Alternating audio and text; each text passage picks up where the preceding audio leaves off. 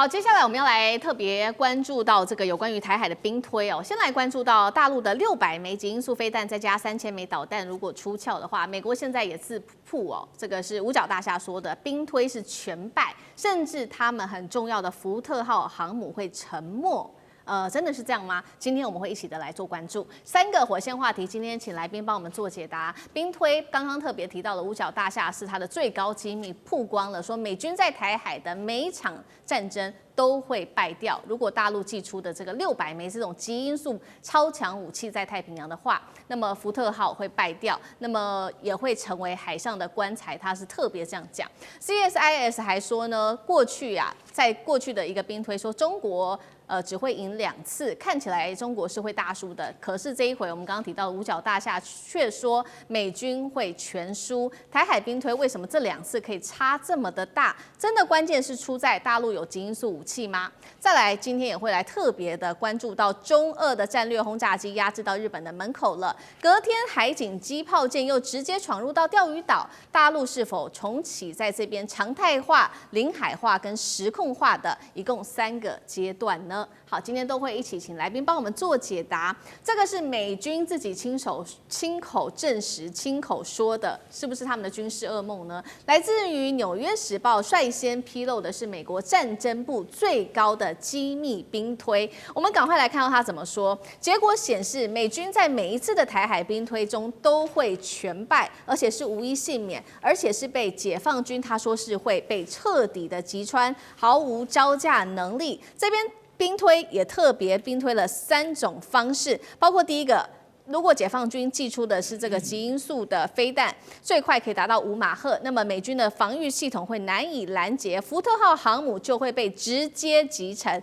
第2种兵推是出动900枚的，不管是短程还有这个中程1300枚加中长程的飞弹，总共就是2700枚。只要做饱和攻击的话，第1岛链跟第2岛链也都不保。最后还说了，美军的战机、补给船甚至未靠近台湾的时候就会被全灭。解放军的沿海武力是足以让整个太平洋舰队全军覆没的。另外，五角大厦里面还有一个优势报告，也直接写说，美国目前为止，他们主要依赖的武器都是这种比较贵的武器，但是比较脆弱的武器。中国拥有这种海量、低成本的高性能武器，在这种新常态的战争当中，美军是没有办法获胜的。厉将军怎么解读这一些兵推？我们看美国为什么会这么担心啊？我们先讲说是导弹，可不可以打得成航母？第2个，我再来分析导弹这个打得中打不中航母就这2个关键问题。第1个来讲的话，我认为导弹要打成航母的话，非常非常的难，因为美军曾经将它一艘退役的航空母舰拿来当靶船让所有的这种导弹这个或者是舰炮去打。结果打了多久？打了25天才将它击沉。所以要打成一艘航空母舰不是那么容易。以前的航空母舰大概只有1层这个舰体而已。现在航空母舰它会做2层以上舰体，而且中间会做很多的水密窗。你打中其中一个洞，水虽然说海水虽然灌进去了，但是它可以将你密闭隔离，所以你不是那么容易打成的。这是我第1个要讲的，要打成没有那么容易。可是中国的这个导弹对航母来讲，它不是要将你打成，它是要点穴作战，就是我点到你那边，我们看武功这个打架这个有时候点穴一点到以后你就动不了了。我觉得解放军的导弹对美国的航母就像是点穴作战，它因为它从高空往下打，所以第1个这个飞行甲板那边的钢板是比较薄的，不像2旋的舰体是比较厚的，它比较薄，有可能打穿。第2个来讲，中国的导弹都是超高音速导弹，那速度动辄都10马赫以上，所以不要说爆炸了，光那个动能来讲，就可能将你的甲板击穿。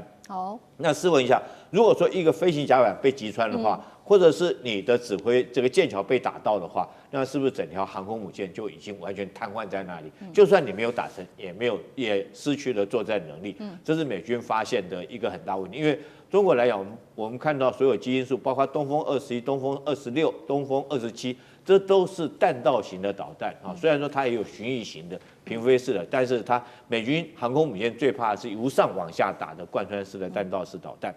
那第2个来讲，我们来讲说解放军的导弹打得中打不中，这个美国的航母哈，这也是大家必须要关心。你要真的能够打中，你才能够讲话嘛。你如果只是说嘴巴讲，大家都不相信。老共打给美军看过哈，第一次是在2020年，我日期都讲出来，11月14号那天，解放军发射了2枚导弹，一枚叫做东风21，东风21从哪里发射？从这个浙江发射，另外一枚从青海发射。那青海发射的是东风26哈，这分别从2个不同地方，一个是比较远，一个比较近，但是两枚导弹同时命中在西沙的那条移动中的靶船。证明他真的打得中哦。那你看看这种不同时间、不同地点，但同一个时间弹着的，在我们陆军叫 TOT 射击哈，那你就很难防卫了，因为你不晓得这个导弹你要防哪边，东边也有，西边也有，很难防守哈。所以说证明，解放军证明他的导弹确实可以击中移动中的靶船，一次不够，再打第二次。第二次在哪一年呢？在2023年8月5号那天哈，我想我日期都讲出来了。对。8月5号，他发射的什么？是第3款的弹道飞弹，叫东风27号。从他这次发射，他没有讲什么地点，但他原则上是说，中国的大西部地区。那我们想到大西部大概不外是青海或者甘肃这个地方，总共飞行了上千公里，那也是打中南海中的一艘移动中的靶船。哇，这3次都命中了。我想说，美军看在眼里，因为第3次来讲的话。这3次美军都有抵近侦察，他们不是经常会派 P8反潜机来实施抵近侦察吗？就大概还真的被打中了，所以美军紧张的不得了。那现在来讲的话，如果说解放军现在来讲，我们看到它的数据哈，第一岛链它有900枚的这种短程的导弹，针对我们台湾呐，或针对日本。那对打到关岛的中程导弹，打到中程我们通常都讲说是这个东风快递嘛，东风26总共有1300枚哈。然后针对马绍尔群岛，可以打到马绍尔群岛有500枚。如果说是对这些地方实施饱和攻击来讲的话，我想说美军以现在它的这种航空母舰最多哈，能够到这边了不起就3艘嘛。尤其是现在，如果说尼米兹号又退役来讲的话，它目前在这个大西洋第7舰队有2艘航空母舰，一艘我们刚刚讲的华盛顿号，另外还有一艘这个赶过来递补尼米兹的叫林肯号。林肯号现在停在他们的檀香山那个位置。那目前来讲，只有2艘航空母舰的状况之下，我觉得对他们来讲兵力是严重不足。最后我要强调一点，我们经常来讲不对称作战，不对称作战。我们强调台湾来讲如何对抗这个强大的解放军，我们要采取不对称作战。但是大家有没有想过，这个大陆来讲，它对抗美军的航母，它也是不对称作战。我用便宜廉价的这种导弹，我就可以应付你高价的航空母舰，130亿一艘的航空母舰，我用导弹就可以将你点穴作战，点到那边让你动不了。那尤其是说对美国事后国内的那种舆情的影响会更严重，所以说美国才会这么紧张。好，确实，现在将军帮我们特别分析到了这个中国大陆导弹这种超高音速导弹的战力是可以如何去瘫痪美国的航母。那确实，这个也是五角大厦目前为止他们最担心的，他们才会认为说2025这一次的拼推，五角大厦才会说。美国他认为是会全输的，但是其实这个态度跟2年前做比较，其实已经是大转变了。大家知道，在2年前2023的时候 ，CSIS 其实是有做一个兵推的，那个兵推就跟这个是完全不一样。他们是认为说大陆会输惨哦。他们说，中国只要在美国不介入，或者是日本中立之下，才有可能胜利。而24场他们做的兵推当中，只有中国大陆只会赢2场而已。到底哪一个可信度比较高呢 ？CSIS 有没有刻意忽略了中国大陆极音速武器跟导弹他们的威力？委员怎么看？2个都对啦。哦，因为它兵推的所用的参数不一样。这个。CSIS 啊，24次的兵推啊，它基本上是不断的调整变参数。这个厉将军他们在做兵推，会一下子调整这个，一下调整那个。比如说，解放军用了什么武器啊，用的数量，那这个我军用了什么武器，用的数量去做调整。然后他们24次里面，不管怎么调整，只赢2次，而且这2次啊，都靠的是美军的潜水艇。其他全部被打挂了，美军的水面船舰全被打挂了，所以说海战对他不可行啊。那潜水艇他们只想到说，那我在台湾海峡不得已的要使用战术核子武器，那因为在台湾海峡使用战术核武器不会伤及一般老百姓，可是可以毁灭掉解放军的登陆船队，他的算盘是这样子的。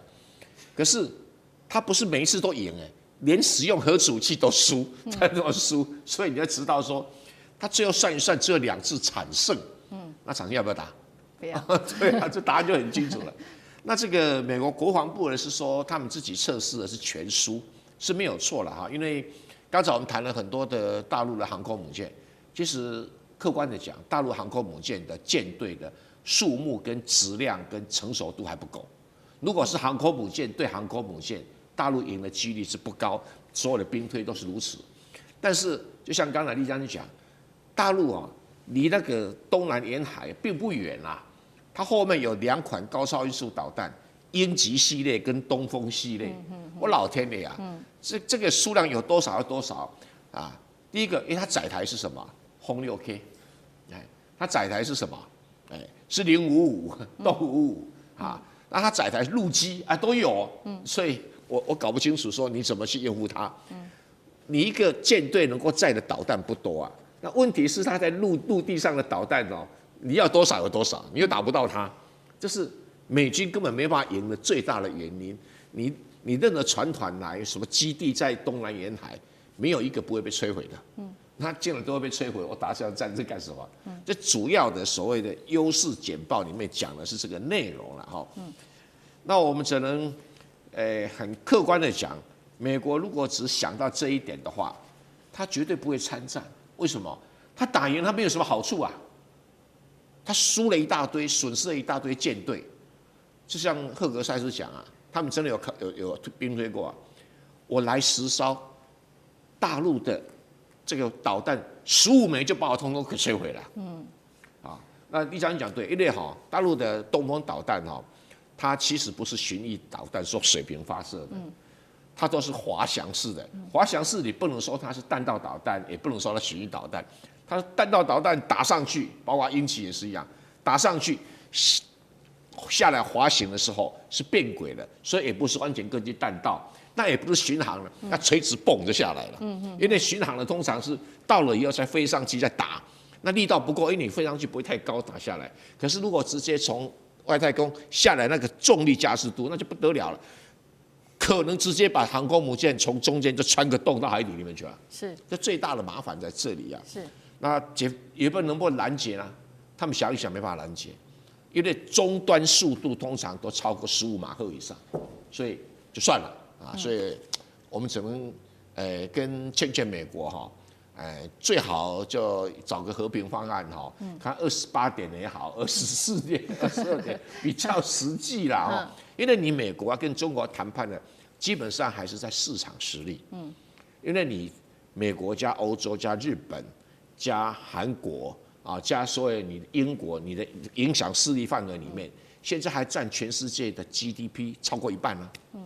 那你有这个市场，中国大陆要跟你对垒的时候，他看在这个市场上，他也想一想，我打这场战争好像也没什么好处所以2方面都觉得打这场战争没好处就弄个28点和平方案嘛。对或者22点也可以嘛，这是最可行的方案最可行的方案。是，确实美国的部分有美国自己的盟友，那中国大陆的部分其实也确实有中国大陆自己的盟友，都是让美国非常担心的。尤其这盟友在军事上面实力又很强。我们要来看到的是中俄，他们现在这个也是最近的消息，这几天他们在东海太平洋进行了第10次的联合空中战略巡航，而且把这个轰炸机是直接开到日本的家门口。日本当然喊了这是国安威胁，但是北京还是强调是依法展示维护和平的能力。隔天我们看到的是大陆的4艘搭载机炮的船舰直接开到钓鱼岛的领海，当然日方就出来抗议了。